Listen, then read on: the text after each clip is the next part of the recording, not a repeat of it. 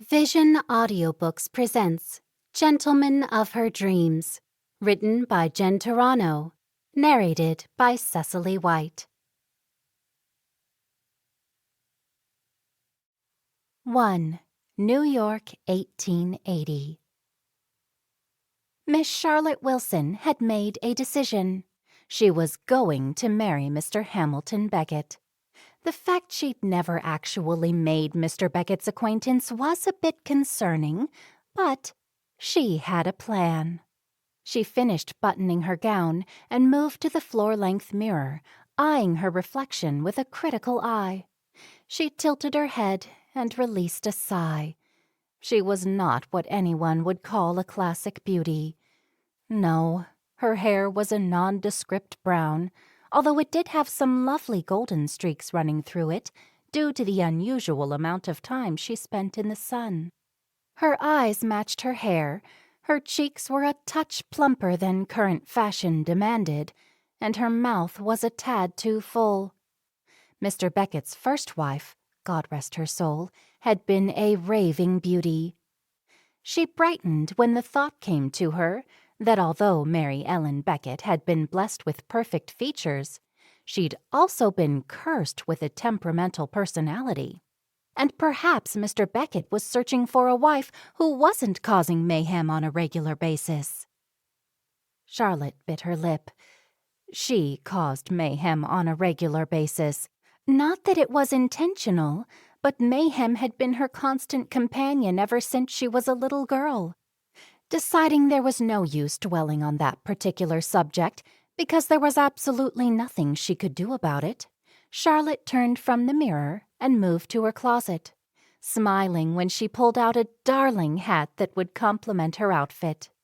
She strode back to the mirror, plopped the hat on her head, and maneuvered it to a jaunty angle. There. She didn't look too hideous. Now, all that was left to do was put her plan into action and hope for the best. She knew she would be successful, knew it just as she'd known she'd master the feat of riding a bicycle. Not that riding a bicycle had been easy. The first time she'd attempted it, she'd only traveled a mere 10 feet before the fabric of her skirt got tangled in the chain, and then disaster descended. The bicycle came to an abrupt stop, tipped forward, and she'd catapulted over the handlebars, breaking her arm in the process. She was all too familiar with their family doctor. Breaking her arm hadn't dampened her determination. She'd created a gown that was more suitable to riding, coerced her friend Penny to stitch it up for her, as Charlotte was less than proficient with a needle and thread, and headed for her family's country house, where she'd hopped on the seat, set her sights down the road, and finally, after numerous attempts, taken flight. It had been exhilarating. Landing Mr. Hamilton Beckett would be exhilarating. She grinned, confident she'd be able to pull off the task of securing him as a husband because she'd made a special request in her nightly prayers a week before. She was incredibly stingy with her requests, believing God had more important things to deal with than her trivial matters, so she knew he'd grant her prayer this time. She'd asked him to send her the gentleman of her dreams, and he'd never failed to grant her requests before, hence the reason she was certain she'd get her man. When she'd quite literally bounced into Mr. Beckett at a charity event the very night after she'd made her plea, she'd realized God had already answered her prayer.